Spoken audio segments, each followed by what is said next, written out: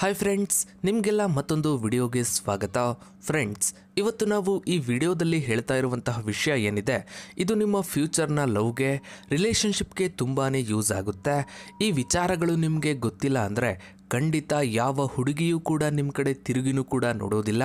ಹೀಗಾಗಿನೇ ಈ ಒಂದು ವಿಡಿಯೋವನ್ನು ಎಲ್ಲೂ ಸ್ಕಿಪ್ ಮಾಡದೆ ಸಂಪೂರ್ಣವಾಗಿ ನೋಡಿ. ಫ್ರೆಂಡ್ಸ್, ನೀವು ತುಂಬ ಸಲ ಇದನ್ನು ಯೋಚನೆ ಮಾಡೇ ಇರ್ತೀರಾ. ಹುಡುಗಿರು ಕೆಲವು ಹುಡುಗರನ್ನು ತುಂಬ ಅಂದರೆ ತುಂಬಾ ಚೀಪಾಗಿ ನೋಡ್ತಾರೆ. ಅದೇ ಹುಡುಗಿರು ಇನ್ನೂ ಕೆಲವರು ಹುಡುಗರಿಗೋಸ್ಕರ ಅವರ ಹಿಂದೆ ಬಿದ್ದು ಸಾಯ್ತಾರೆ. ಆ ಹುಡುಗರು ಎಷ್ಟೇ ಕೆಟ್ಟದಾಗಿ ನಡೆದುಕೊಂಡ್ರು, ಎಷ್ಟೇ ಅಸಹ್ಯವಾಗಿ ಇದ್ರೂ ಕೂಡ ಅವರ ಹಿಂದೆನೆ ಬಿದ್ದು ಸಾಯ್ತಾರೆ. ಅವರ ಹತ್ರ ದುಡ್ಡಿದೆ, ಅದಕ್ಕೆ ಹುಡುಗಿರು ಅವರ ಹಿಂದೆ ಬೀಳ್ತಾರೆ ಅಂತ ನೀವೇನಾದ್ರೂ ಅಂದ್ಕೊಂಡಿದ್ರೆ ಅದು ಶುದ್ಧ ಸುಳ್ಳು. ನಿಮ್ಮಲ್ಲೇ ನಿಮ್ಮ ಫ್ರೆಂಡ್ ಸರ್ಕಲ್ನಲ್ಲೇ ನೋಡೋದಕ್ಕೆ ಹ್ಯಾಂಡ್ಸಮ್ ಆಗಿರೋ ಹುಡುಗರು ಇದ್ದೇ ಇರ್ತಾರೆ. ಆದರೆ ಅವರು ಇದುವರೆಗೂ ಲವ್ ಮಾಡೋದಿರಲಿ, ಹುಡುಗಿರನ್ನ ಮಾತಾಡಿಸೋದಕ್ಕೂ ಕೂಡ ಆಗಿರೋದಿಲ್ಲ.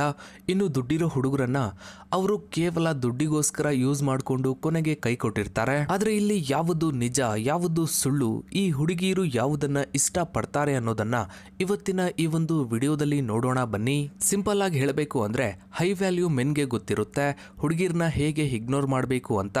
ಆದರೆ ಇಲ್ಲಿ ಸತ್ಯ ಏನು ಅಂದ್ರೆ ಇಲ್ಲಿ 90% ಹುಡುಗರು ಹುಡುಗಿರ ಜೊತೆ ಮಾತನಾಡೋದಕ್ಕೆ, ಅವರ ಜೊತೆ ಸುತ್ತಾಡೋದಕ್ಕೆ, ಅವರನ್ನ ಲವ್ನಲ್ಲಿ ಬಿಡಿಸ್ಕೊಳ್ಳೋದಕ್ಕೆ ಯಾವಾಗಲೂ ಹುಡುಗಿರು ಅಂತ ಸಾಯ್ತಾ ಇರ್ತಾರೆ. ಆದರೆ ಹೈ ವ್ಯಾಲ್ಯೂ ಮೆನ್ ಇದಕ್ಕೆ ಆಪೋಸಿಟ್. ಹುಡುಗಿರನ್ನ ಹೇಗೆ ಇಗ್ನೋರ್ ಮಾಡಬೇಕು ಅನ್ನೋದು ಇವರಿಗೆ ತುಂಬಾ ಚೆನ್ನಾಗಿ ಗೊತ್ತಿರುತ್ತೆ. ಇಲ್ಲಿ ಒಂದು ವಿಷಯವನ್ನ ನೆನ್ಪಿಡ್ಕೊಳ್ಳಿ, ನೀವು ಅವರನ್ನ ಇಗ್ನೋರ್ ಮಾಡೋದಕ್ಕೆ ಶುರು ಮಾಡಿದ್ರೆ ಅವರು ನಿಮಗೆ ಅಟ್ರಾಕ್ಟ್ ಆಗೋದಕ್ಕೆ ಸ್ಟಾರ್ಟ್ ಆಗ್ತಾರೆ. ನಿಮ್ಮ ಅಟೆನ್ಷನ್ಗೋಸ್ಕರ ಕಾಯ್ತಾ ಇರ್ತಾರೆ. ಅವರ ಮನಸ್ಸಿನಲ್ಲಿ ಬೇರೆ ಹುಡುಗರಿಗಿಂತ ನಿಮ್ಮ ವ್ಯಾಲ್ಯೂ ಕೂಡ ಜಾಸ್ತಿ ಆಗುತ್ತೆ. ಈ ಇಗ್ನೋರ್ ಮಾಡೋದು ಹೇಗೆ ಅಂತ ತಿಳ್ಕೋಬೇಕು ಅಂದ್ರೆ ನೀವು ಕೆಲವೊಂದು ಇಂಪಾರ್ಟೆಂಟ್ ಸೈಕಲಾಜಿಕಲ್ ಫ್ಯಾಕ್ಟ್ಸ್ಗಳ ಬಗ್ಗೆ ತಿಳ್ಕೋಬೇಕಾಗುತ್ತೆ. ಹೈ ವ್ಯಾಲ್ಯೂ ಮೆನ್ ಹುಡುಗಿರನ್ನ ಇಗ್ನೋರ್ ಮಾಡೋದಕ್ಕೆ ಕೆಲವು ಕಾರಣಗಳಿವೆ. ಅದರಲ್ಲಿ ಬಿ ಬೋಲ್ಡ್ ಕೂಡ ಒಂದು. ಹುಡುಗಿರನ್ನ ಇಗ್ನೋರ್ ಮಾಡಬೇಕು ಅಂತ ಯೋಚನೆ ಮಾಡೋದಕ್ಕಿಂತ ಮುಂಚೆ ಅವರನ್ನ ಅಪ್ರೋಚ್ ಆಗೋದು ಹೇಗೆ, ಲೈಕ್ ಎ ಮೆನ್ ಅನ್ನೋ ವಿಷಯ ಗೊತ್ತಿರಬೇಕು. ಕಾಯ್ತಾ ಕೂರೋದು ಹುಡುಗಿಯರ ದಾರಿ, ಹುಡುಗರದಲ್ಲ. ಹೈ ವ್ಯಾಲ್ಯೂ ಮೆನ್ ತನ್ನ ಜೀವನಕ್ಕೆ ಮೊದಲು ಏನ್ ಬೇಕು ಏನ್ ಬೇಡ ಅನ್ನೋದನ್ನ ನೋಡ್ತಾರೆ. ಅವರ ಜೀವನಕ್ಕೆ ಬೇಕಾಗಿರೋ ವಸ್ತುಗೋಸ್ಕರ ಕಾಯ್ತಾ ಕೂತ್ಕೊಳ್ದೆ ಧೈರ್ಯದಿಂದ ಮುನ್ನುಗ್ತಾರೆ. ಅದನ್ನ ಪಡೆಯೋದಕ್ಕೆ ಯಾವ ರಿಸ್ಕ್ ಬೇಕಾದರೂ ತಗೊಳ್ಳೋದಕ್ಕೆ ರೆಡಿ ಇರ್ತಾರೆ. ಇಲ್ಲಿ ನೀವು ಒಂದನ್ನ ಯಾವಾಗ್ಲೂ ನೆನ್ಪಿಡ್ಕೊಳ್ಳಿ, ಎಲ್ಲಿ ತುಂಬಾ ರಿಸ್ಕ್ ಇರುತ್ತೋ ಅಲ್ಲಿ ಅದರಿಂದ ಸಿಗೋ ಪ್ರತಿಫಲ ಕೂಡ ಅಷ್ಟೇ ಇರುತ್ತೆ. ಈ ವಿಷಯ ಹೈ ವ್ಯಾಲ್ಯೂ ಮೆನ್ಗೆ ಗೊತ್ತಿರುತ್ತೆ. ಏನೂ ಮಾಡದೆ ಸುಮ್ಮನೆ ಕಾಯ್ತಾ ಕೂತ್ಕೊಳ್ಳೋರು ಲೂಸರ್ಸ್. ನಾನು ಪ್ರಯತ್ನ ಆದರೂ ಪಡಬೇಕಿತ್ತು ಅಂತ ಜೀವನ ಪೂರ್ತಿ ಕೊರಗೋಕ್ಕಿಂತ ರಿಜೆಕ್ಷನ್ ಹಾಗೆ ಫೇಲ್ಯೂರ್ನ ಫೇಸ್ ಮಾಡೋದೇ ಬೆಟರ್. ಇಲ್ಲಿ ಫೇಲ್ಯೂರ್ನಿಂದ, ರಿಜೆಕ್ಷನ್ನಿಂದ ಸಾಕಷ್ಟು ಪಾಠವನ್ನ ಕಲಿಬೋದು ಅನ್ನೋದು ಹೈ ವ್ಯಾಲ್ಯೂ ಮೆನ್ಗೆ ಗೊತ್ತಿರುತ್ತೆ. ಇನ್ನು ನಂಬರ್ 2, ಅಟೆನ್ಷನ್. ಒಂದು ಹುಡುಗಿ ಅವಳ ಮೊಬೈಲನ್ನು ಆನ್ ಮಾಡಿದ್ರೆ ಸಾಕು, ಒಂದು 100 ಮೆಸೇಜ್ಗಳು ಬಂದಿರುತ್ತೆ. ಸೋಷಿಯಲ್ ಮೀಡಿಯಾದಿಂದ, ಅವಳ ಫ್ರೆಂಡ್ ಸರ್ಕಲ್ಗಳಿಂದ, ಫ್ರೀಯಾಗಿ ಅಟೆನ್ಷನ್ ಕೊಡೋದಕ್ಕೆ ರೆಡಿಯಾಗಿರೋ ಚಪ್ರಿಗಳಿಂದ. ಅಂದರೆ ಅವಳು ಬೆಡ್ನಿಂದ ಮೇಲೆ ಹೇಳೋದಕ್ಕಿಂತ ಮೊದಲೇ ಅವಳ ಅಹಂಕಾರ ಅನ್ನೋದು ಮುಡಿಗೇರಿರುತ್ತೆ. ಆದರೆ ಹೈ ವ್ಯಾಲ್ಯೂ ಮೆನ್ ಯಾರಿಗೂ ಕೂಡ ಬಿಟ್ಟಿಯಾಗಿ ಅಟೆನ್ಷನ್ ಕೊಡೋದಕ್ಕೆ ರೆಡಿ ಇರೋದಿಲ್ಲ. ಹೈ ವ್ಯಾಲ್ಯೂ ಮೆನ್ ಹುಡುಗಿಯರನ್ನ ಮೀಟ್ ಮಾಡೋ ಮೊದಲನೇ ಸಲನೇ ಒಂದು ಸ್ಪಾರ್ಕ್ ಅನ್ನ ಕ್ರಿಯೇಟ್ ಮಾಡ್ತಾರೆ. ಆಮೇಲೆ ಅವರಿಗೆ ಅಟೆನ್ಷನ್ ಕೊಡೋದನ್ನ ನಿಲ್ಲಿಸಿ ಬಿಡ್ತಾರೆ. ಅಂದ್ರೆ ಹೈ ವ್ಯಾಲ್ಯೂ ಮೆನ್ ಹುಡುಗಿಯನ್ನ ತನ್ನ ಕಂಟ್ರೋಲ್ಗೆ ತಗೊಂಡಿದ್ದಾನೆ ಅಂತಾನೆ ಅರ್ಥ. ಈ ಬಿಹೇವಿಯರ್ ಅವಳನ್ನ ಕನ್ಫ್ಯೂಸ್ ಮಾಡುತ್ತೆ. ಯಾಕಿವನು ಎಲ್ಲ ಹುಡುಗರ ತರ ನನಗೆ ಅಟೆನ್ಷನ್ ಕೊಡ್ತಿಲ್ಲ, ನನ್ನಿಂದ ಬೀಳ್ತಾ ಇಲ್ಲ? ಒಮ್ಮೆ ಯೋಚನೆ ಮಾಡಿ, ದಿನಕ್ಕೆ 10ರಿಂದ 15 ಜನ ಹುಡುಗರು ಅವಳಿಗೆ ಫ್ರೀಯಾಗಿ ಅಟೆನ್ಷನ್ ಅನ್ನ ಕೊಡ್ತಾ ಇರ್ತಾರೆ. ಆದರೆ ನೀವ್ಯಾಕೆ ನನಗೆ ಅಟೆನ್ಷನ್ ಕೊಡ್ತಾ ಇಲ್ಲ? ಯಾಕಿವನು ನನಗೆ ಸ್ಪೆಷಲ್ ಆಗಿ ಕಾಣ್ತಾ ಇದ್ದಾನೆ, ನಾನು ಯಾಕೆ ಅವನಿಗೆ ಸ್ಪೆಷಲ್ ಆಗಿ ಕಾಣ್ತಾ ಇಲ್ಲ ಅಂತ ಯೋಚನೆ ಮಾಡೋದಕ್ಕೆ ಸ್ಟಾರ್ಟ್ ಮಾಡ್ತಾಳೆ. ಇಲ್ಲಿಂದ ಅವಳು ಅವನ ಅಟೆನ್ಷನ್ಗೋಸ್ಕರ ಕಾಯ್ತಾ ಇರ್ತಾಳೆ. ಯಾಕಂದ್ರೆ ಎಲ್ಲ ಹುಡುಗರಿಂದ ಸಿಗ್ತಾ ಇದ್ದ ಅಟೆನ್ಷನ್ ಇವನಿಂದ ಸಿಗ್ತಾ ಇಲ್ವಲ್ಲ ಅಂತ ಅವಳು ಮೆಂಟಲಿ ಡಿಸ್ಟರ್ಬ್ ಆಗ್ತಾಳೆ. ಇನ್ನು 3ನೇಯದ್ದು, embracing the fearless mindset. High value men ಅವನ ಮೌಲ್ಯಗಳನ್ನು ಅರ್ಥ ಮಾಡ್ಕೊಂಡಿರ್ತಾನೆ. ಹುಡುಗಿರನ್ನ ಅಟ್ರಾಕ್ಟ್ ಮಾಡೋದ್ರಲ್ಲಿ ಕಾನ್ಫಿಡೆಂಟ್ ಆಗಿ ಇರ್ತಾನೆ. ಈ ಕಾನ್ಫಿಡೆನ್ಸ್ನಿಂದಲೇ ಹುಡುಗಿರ ಮುಂದೆ ಯಾವಾಗಲೂ ರಿಲ್ಯಾಕ್ಸ್ ಆಗಿ ಇರ್ತಾನೆ. ಈ ಕಾನ್ಫಿಡೆನ್ಸ್ನ ಹುಡುಗಿರು ಎದುರಿಸೋದಕ್ಕೆ ಆಗದೆ ಇರೋಷ್ಟು ಅಟ್ರಾಕ್ಟಿವ್ ಆಗಿ ಕಾಣಿಸ್ತಾನೆ.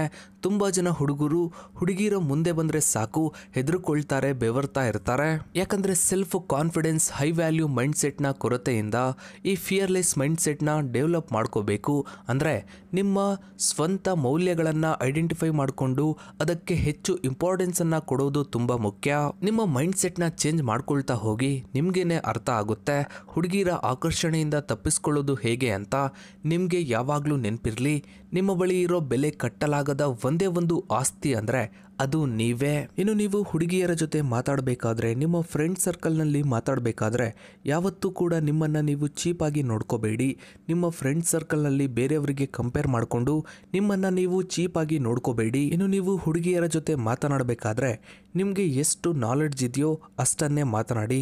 ಅತಿಯಾಗಿ ಓವರ್ ಆಗಿ ಥಿಂಕ್ ಮಾಡಿಕೊಂಡು ನಿಮಗೆ ಬೇಡದೇ ಇರುವಂತಹ ವಿಚಾರಗಳು, ಬೇಡದೇ ಇರುವಂತಹ ವಿಷಯಗಳ ಬಗ್ಗೆ ಮಾತನಾಡ್ತಾ ನೀವು ಓವರ್ ಥಿಂಕಿಂಗ್, ನೀವು ಅತಿಯಾಗಿ ಮಾತನಾಡ್ತೀರಾ ಅಂತ ಅವಳ ಬಳಿ ಗುರುತಿಸ್ಕೊಳ್ಬೇಡಿ. ಒಂದು ವೇಳೆ ನೀವು ಓವರ್ ಆಗಿ ಮಾತನಾಡ್ತೀರಾ, ಅತಿಯಾಗಿ ಮಾತನಾಡ್ತೀರಾ, ಓವರ್ ಥಿಂಕಿಂಗ್ ಮಾಡ್ತೀರಾ ಅಂತ ಗೊತ್ತಾದ್ರೆ ಖಂಡಿತ ಯಾವ ಹುಡುಗಿಯೂ ಕೂಡ ನಿಮ್ಮ ಕಡೆ ತಿರುಗಿನೂ ಕೂಡ ನೋಡೋದಿಲ್ಲ.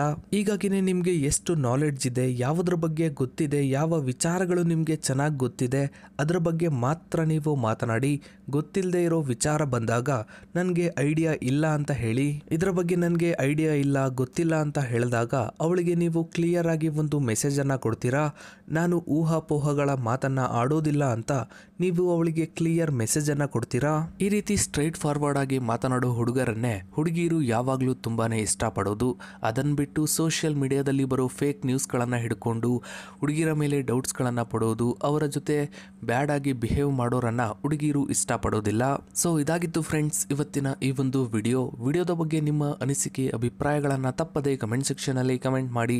ಹಾಗೆ ವಿಡಿಯೋಗೊಂದು ಲೈಕ್ ಮಾಡ್ತಾ ವಿಡಿಯೋನ ಆದಷ್ಟು ಎಲ್ಲ ಕಡೆ ಶೇರ್ ಮಾಡಿ. ನೀವಿನ್ನೂ ನಮ್ಮ ಚಾನಲ್ಗೆ ಸಬ್ಸ್ಕ್ರೈಬ್ ಆಗಿಲ್ಲ ಅಂದರೆ ಕೆಳಗಡೆ ಕಾಣೋ ಸಬ್ಸ್ಕ್ರೈಬ್ ಬಟನ್ನ ಕ್ಲಿಕ್ ಮಾಡಿ.